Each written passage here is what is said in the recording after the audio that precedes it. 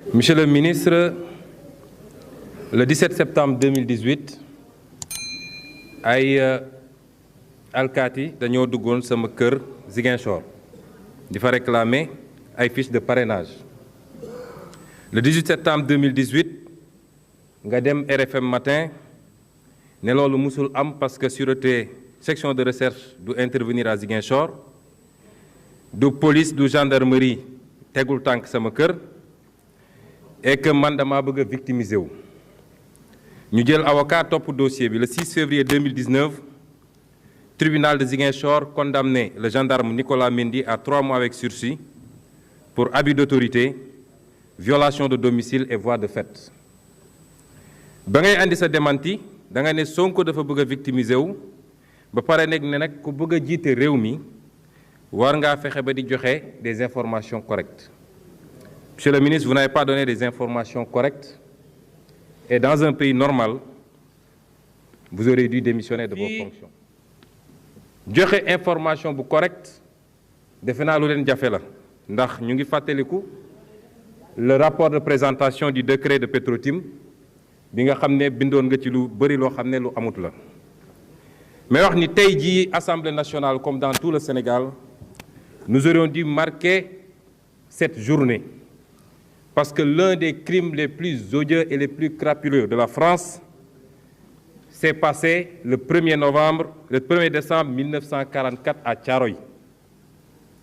Bindoon naa leen lettre adressée au gouvernement ne leen victime yi ñaata la ndax 35 lañ ñu waxoon waaye Hollande bi bu ñëwee fii 2014 nee na 70 la ne leen nag am réew yaay respecté lu sa mais soo amee président boo xam ne nee na France dana doon jox dessert.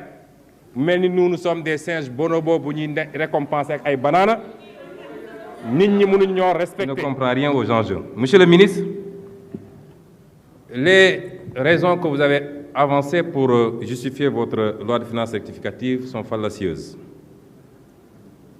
Vous nous dites, vous invoquez d'abord la conjoncture internationale. Nous avons dit depuis des années que votre croissance est conjoncturelle et non structurelle et qu'il aurait suffi d'une petite hausse du prix du baril pour que vous rendiez compte, et c'est ce qui vous rattrape. Mais rappelez-vous qu'il y a 6 mois, en décembre, les 17 et 18 décembre 2018, vous étiez revenu de Paris en nous disant que vous aviez collecté 7 356 milliards au lieu de 2 850 que vous recherchiez. Et aujourd'hui, vous nous dites la conjoncture internationale incertaine, commandant d'observer une certaine prudence dans la mobilisation de l'investissement public pour financer les emplois. En réalité, vous avez perdu le crédit et la confiance des bailleurs à cause de 2 choses. D'abord, l'endettement chronique. Ñu ngi woon à 2012, ñu ngi woon à 2 741 milliards d'endettement, soit 10%, 40% du PIB. Aujourd'hui, dépassé ngeen 6 milliards, soit 62% du PIB. boo ci boolee nag ni performance économique ngeen wax c'est surfait.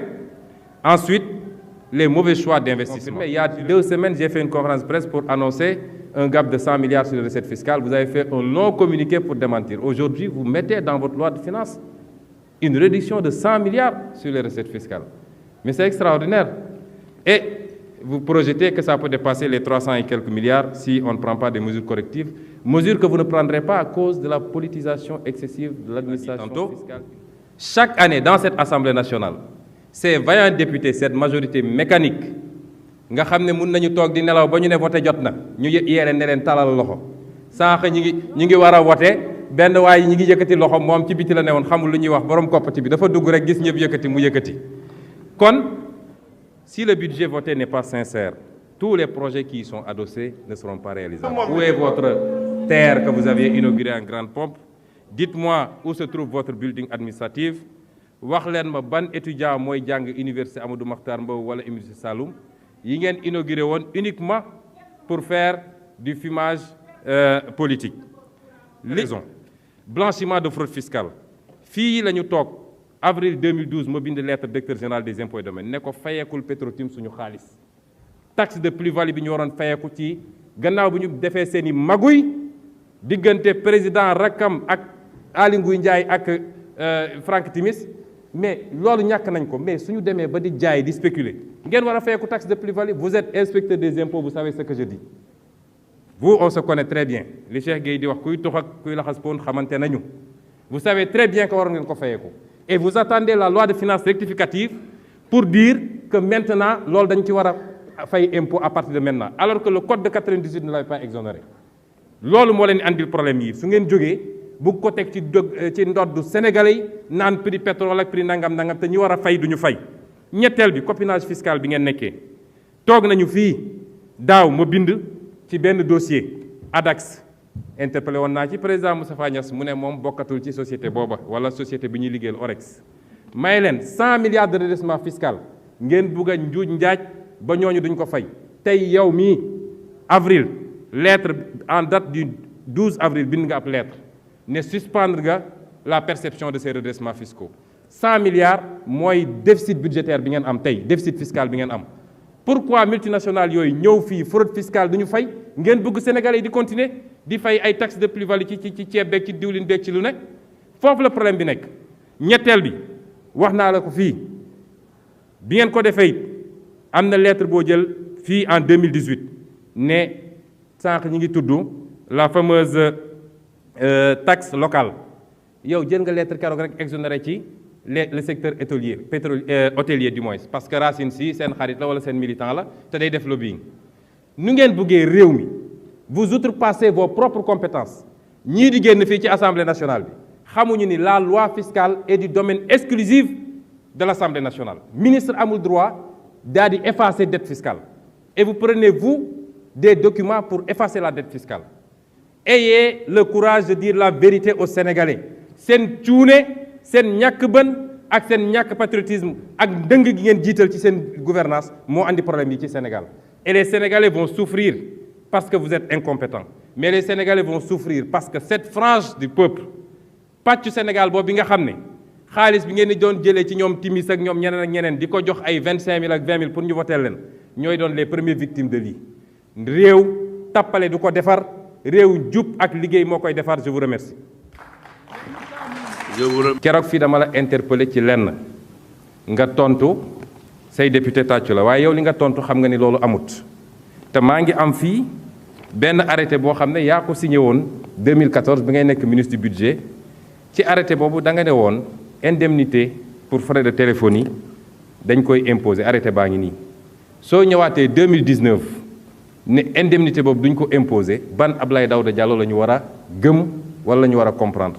ngeen ñu si ndax maa ngi nii ak lettre bi ngeen bind Île Maurice daal di dénoncer convention fiscale bi te li tax ngeen dénoncer ko mooy ba ngeen ko signé lépp luy entreprise minière wala pétrolière dañoo domicilier foofu pour bañ a fay impôt.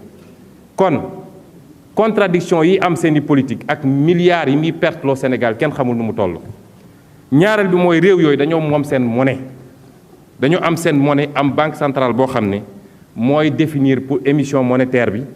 mooy définir les taux d'intérêt waaye mooy définir surtout la politique de change loolu amu leen ko kon amu leen politique monétaire ñett mooy yor mbir mi politique monétaire politique budgétaire ak politique fiscale amu leen politique monétaire politique fiscale bi baaxul su ngeen bëggee leb ci condition boobu di tëkkale seen bopp ak France wala États-Unis da ngeen di ndax seen bopp. ñeenteel bi mooy réew yooyu fexe nañu ba seen alal seen ressource naturelle ñu gérer ko ci nu mu gën a baaxee fii nag du loola.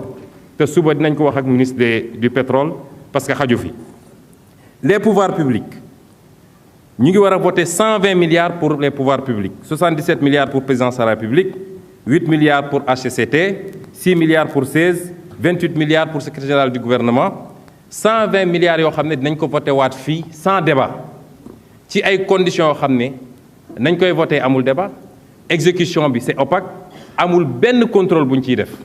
boo jëlee li ma gën a xam muy institution bu mel ni assemblée nationale.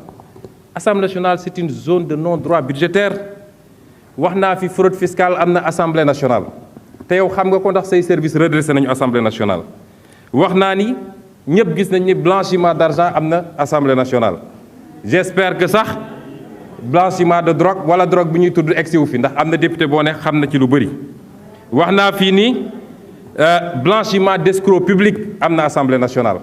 ndax commission d'enquête parlementaire bii doon essayer blanchir ay nit j'en profite pour féliciter l'OFNAC qui a déposé son rapport sur la table du procureur qui a confirmé li mu wax yépp ci 94 milliards et qui a demandé l'ouverture de poursuites contre les personnes concernées gàcce dina am fii ci assemblée bi. ma waxaat ni non respect des règles de passation de marché public am na assemblée barki démb directeur général ARMP wax na ko. Surfacturation des prestations am na assemblée et j'en profite pour demander bu OFNAC wooteete nag na assemblée uyu ji ci dossier boobu.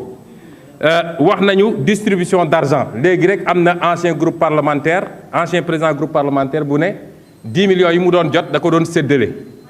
Sénégalais yéen monsieur le ministre budget bi mun naa ne 86,8% recettes yi travailleurs yi ak ménages yi ñoo koy supporter 86,8%. entreprises yi Sénégal duñu fay suffisamment d'impôts te ña ca nekk di def seeni luubal parce que li tax travailleurs yi di fay mooy dañ leen retenir à la source ñi ca nekk di def seen luubal bu ñu leen jàppee ba redresser seen ci ay milliards yow mi yaay jël sa big ne baal naa leen ko. gis nañu remise gracieuse yi gis nañu amnistie fiscale yi ak yeneen ci ay entreprises yoo xam ne yu solvable la ay milliards yi milliards ñu koy sànni ca booba jamono boutiquier bi nekk fii ci bopp koñ bi su fayul patente 50 000 ngeen envoyé ñu tëj boutique am yërëm leen sénégalais yi chaque fois su ngeen buggee atteindre seen objectif lu ngeen di def créer de nouvelles taxes yoo xam ne ñan ñoo koy supporter c'est le petit peuple c'est les petits sénégalais et c'est les sénégalais d'en bas mais ñi war a fay duñu fay daaw lu ngeen def créer ngeen une taxe sur le ciment nga xam ne ñu koy supporter mooy sénégalais yi bëgg kër te mënuñu koo am wala ñuy tabax di góorgóorlu ren yéen a ngi bëgg a modifier les barèmes des redevances parce que 18% de bi ngeen bëgg a yokk ci recettes non fiscales yi xam ngeen ni mënu leen ko am ca boobu jamono même ci biir travailleurs yi ñu war a fay impôt duñu ko wax keroog interpellé naa leen ne leen depuis code 2012 bi depuis code 2012 bi amatul ñu am droit commun incitatif amatul benn revenu du bu député du bu ministre du bu fonds commun du kenn boo xam ne war nañ ko exonérer te tey député yi fi nekk yëpp man de 1500 lañ ma dagg impôt ci boobu jamono enseignant buy fayeeku 400000 ñu koy laaj 70 000 francs d'impôt du yoon xaalis bi jëlee leen ko fi ngeen ko war a jëlee ji parce que xam ngeen fi niche fiscale yi nekk. dellu su ngeen demee ba war a nag évaluer mais prévision bi baaxul parce que 349 milliards ngeen yokk ci budget bi ci jamono jooju tey yéen a ngi 84 milliards de gap administration fiscale def liggéeyatul ndax politique directeur général politique directeur des domaines politiques ku xëy dem def seen meetingu 100 millions ñëw toog moo tax gab yi di am ngeen boole soo boolee gab yi ak li ngeen wax nous sommes à plus de 450 milliards boo xam ne moom ngeen di laaj ñu yokk ko te xam ngeen ni mënu leen ko am ma dellu si ni su dépense jotee ngeen jël marché yeeg lépp jox ko tubaab yi jox ko étranger réew mi dañ koo tayle tey étranger yi pétrole bi ñu jaay ko zircon bi ñu jaay ko maa ngi jéggalu parce que 3 minutes mënuñu ci wax li ñuy wax waaye lépp def nañ ko question d'activité pour l'exportation. Premier goulot, c'est la monnaie que nous avons. Il faut qu'on arrête d'hésiter et de louvoyer avec cette monnaie. Le franc CFA est une monnaie coloniale qu'on nous avait laissée pour sécuriser les entreprises françaises contre les risques de change, mais pour pouvoir également capter une partie de nos réserves. Mais c'est une monnaie surévaluée qui ne nous permettra jamais d'être compétitifs à l'export. Vous ne pourrez jamais avoir des entreprises, des industries compétitives à l'export avec le franc CFA. Cette monnaie, il est impératif qu'on sorte de cette monnaie et qu'on passe à quelque chose de plus solide. Un problème de protection sérieuse de notre économie. Et on est très inquiet quand on entend les APE.